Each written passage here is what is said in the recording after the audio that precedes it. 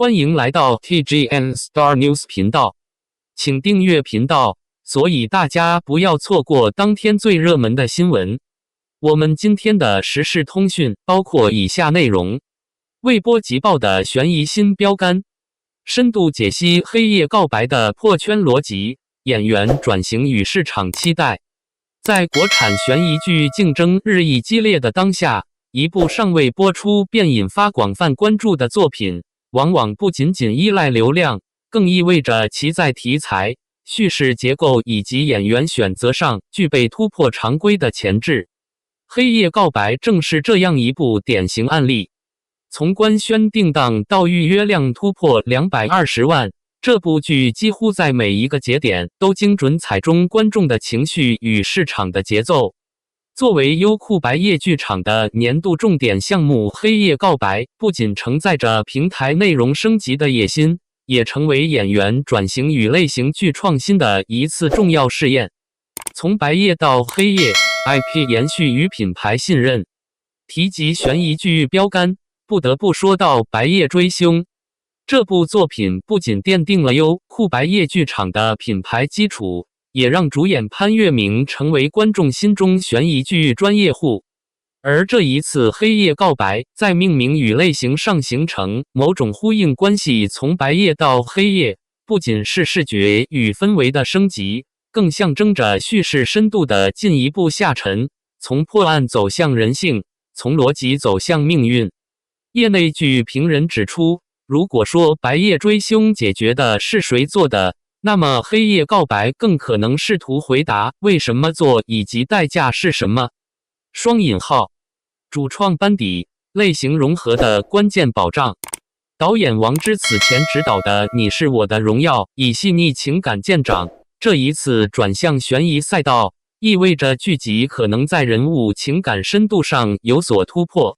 监制陈芷溪则以精准的市场判断著称，他参与制作的作品往往兼具商业性与情感共鸣。更值得注意的是，潘粤明此次不仅主演，还担任艺术总监，这意味着他在角色塑造、节奏把控乃至整体风格上都拥有更高的话语权。业内分析认为，当演员同时具备创作参与权时，角色往往会更立体，但也对整体控制力提出更高要求。双引号，演员阵容，代际碰撞与转型实验。潘粤明，经验派的极致演绎。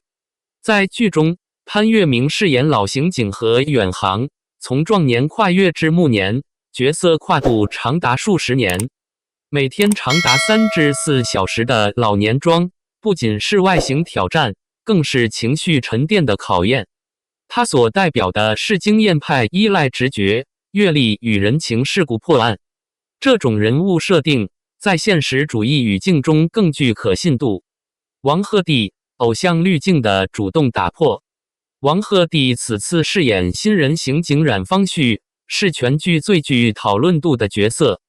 从古偶男主到现实题材刑警，他不仅减去标志性造型，还以寸头、胡茬示人，明显意图摆脱偶像标签。影视评论人分析，王鹤棣的转型关键不在造型，而在去表演化。悬疑剧要求克制与真实，这对习惯情绪外放的演员来说是巨大挑战。双引号，观众的担忧也集中于此，他是否能够承载悬疑剧的厚重感。但从市场反馈来看，这种不确定性反而成为话题焦点。任敏，情感线与结构支点。任敏饰演何远航之女何小荷，构成3代刑警的结构闭环。她不仅承担情感连接作用，也象征着正义的延续。这种设定使案件不再只是过去，而成为仍在发生的现实。叙事结构3线时空的悬疑升级。黑夜告白的核心案件1997年电梯失踪案，具备典型高概念特征：密闭空间电梯，无痕消失，无血迹，无打斗，长时间跨度18年未破。剧集通过1997、2006、2018 3条时间线交织推进，使观众在信息差中不断重构真相。编剧策略上，这种结构具备3大优势：增强悬念密度，不同时间点的信息互相补充，制造认知反转，观众不断推翻已有判断，深化人物命运，时间成为情感累积的容器。此外，18楼有18颗头的童谣设定，属于典型心理暗示型悬疑元素，强化了诡异氛围。类型融合，悬疑加轻喜剧的风险与收益。剧中加入师徒啃包子聊案情等轻喜剧桥段，引发2极评价。支持者认为缓解压抑，提高可看性；质疑者认为削弱案件严肃性。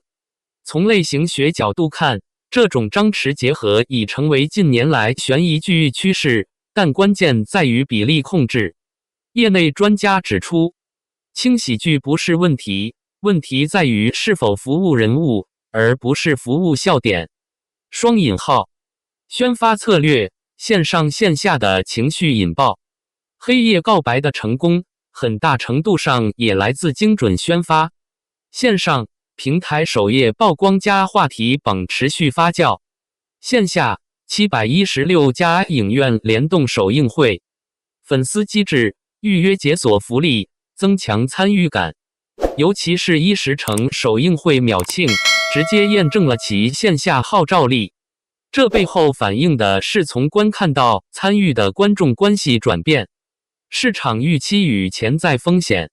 尽管热度极高，但仍存在几个关键变量：演员转型的不确定性，王鹤棣能否完成去偶像化，将直接影响口碑走向；叙事复杂度的平衡，多时间线结构若处理不当，容易造成理解门槛过高；情感与悬疑的比例，过度煽情或过度轻松，都会削弱核心张力。网友评论与期待声音。从当前网络舆论来看，观众呈现出明显分层。支持派，潘粤明加悬疑，基本稳了。王鹤棣这次真的有突破欲望。3时间线设定太带感了。观望派，怕节奏慢。轻喜剧会不会出戏？结局如果是悲剧会很难受。祝福类评论，希望成为今年最强悬疑黑马。期待演员们的突破，希望国产悬疑再出神作。结语：一场关于时间与人性的试探。黑夜告白的真正价值，或许不在于案件本身，而在于他试图回答：时间是否真的能掩埋真相？正义是否会迟到但不会缺席？人在命运面前究竟能坚持多久？当悬疑剧开始触及这些问题，它就已经不只是娱乐产品，而成为一种社会叙事。互动讨论区，你认为王鹤棣这次能成功完成转型吗？他的优势和短板分别是什么？悬疑剧加入轻喜剧元素，是创新还是妥协？你更倾向哪种风格？多时间线叙事是否真的提升了观感，还是增加了理解负担？如果冉方旭最终牺牲，你能接受这种结局吗？国产悬疑剧要真正突破，还需要在哪些方面继续进化？